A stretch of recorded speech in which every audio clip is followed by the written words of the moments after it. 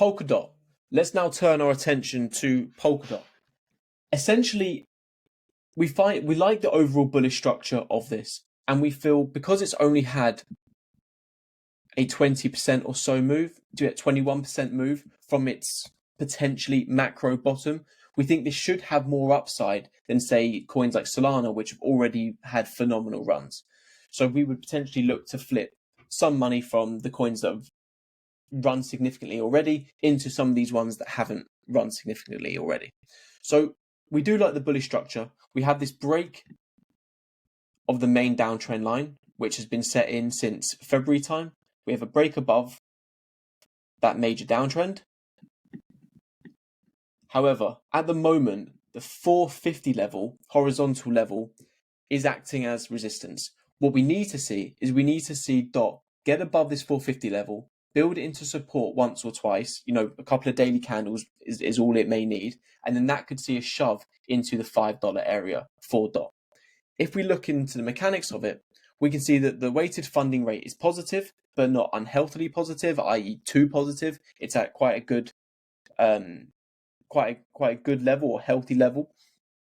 If we then look at the open interest, we can see it's relatively low.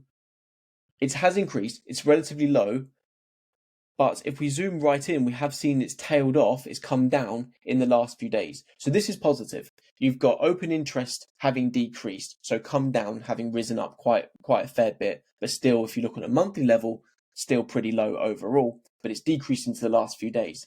So there's not loads of open interest there. The actual funding rate is positive, but at a healthy level. So the mechanics behind this are pretty good. So our feeling is this will be quite tied to Bitcoin. So again, our feeling is if Bitcoin can hold up and break out this pennant and it's starting to get some bullish action at the 34,600 level, if we can get Bitcoin holding up, then we feel DOT could have a more sizable run, particularly against other coins that have already had fantastic runs. So if that is the case, DOT would need to reclaim 450, and if it reclaims 450, we think the $5 area should be very achievable from there. If it's able to get above that level, fantastic, but that will put us into this kind of range of 5 to 525, and 525 has been a significant price support.